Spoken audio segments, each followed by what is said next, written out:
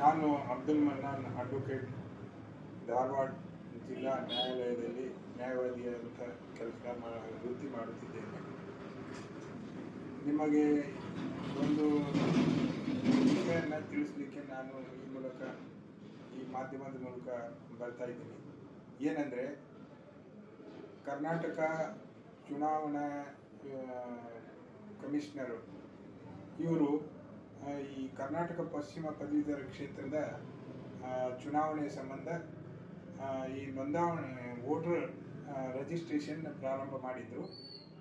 ಅದು 6 ನವೆಂಬರ್ 1925 ಮುಕ್ತಾಯವಾಗಿತ್ತು.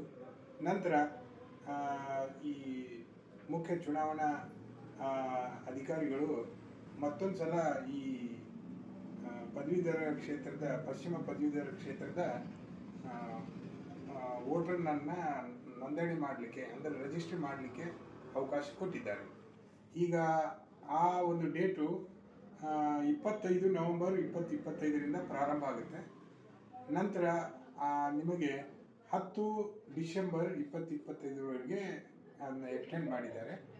ಹೀಗಾಗಿ ನೀವು ಪದವೀಧರರು ಇನ್ನೊಂದು ಸಲ ನಿಮ್ಮ ಫಾರ್ಮನ್ನು ತೊಗೊಂಡು ಅದಕ್ಕೆ ಏನೇನು ಹಚ್ಬೇಕಂದ್ರೆ, ಒಂದು ನೀವು ಪಾಸಿಂಗ್ ಸರ್ಟಿಫಿಕೇಟ್ ಹಚ್ಚಬೇಕು, ಆ ನಂತರ ನಿಮ್ಮ ಆಧಾರ್ ಕಾರ್ಡ್ ಹಚ್ಚಬೇಕು, ಆಮೇಲೆ ನೀವು ಎಲೆಕ್ಷನ್ ಗುರುತಿನ ಚೀಟಿ ಹಚ್ಚಿ ಇದನ್ನು ನೀವು ಅಟೆಸ್ಟೆಡ್ ಮಾಡಬೇಕು. ಯಾವುದೇ ಅಧಿಕಾರಿಗಳಿಂದ, ಗೆಸ್ಟೆಡ್ ಆಫೀಸರ್ಗಳಿಂದ ಅಟೆಸ್ಟ್ ಮಾಡಬೇಕು. ಸೆಲ್ಫ್ ಅಟೆಸ್ಟ್ ಮಾಡಿ ಕೊಟ್ಟು ಇನ್ನೊಂದು ಸಲ ನೀವು ನೋಂದಣಿ ಮಾಡಲಿಕ್ಕೆ ಅವಕಾಶ ಕೊಟ್ಟರೆ ಅದರ ಅವಕಾಶವನ್ನು ನೀವು ಸದುಪಯೋಗಪಡಿಸ್ಕೊಂಡು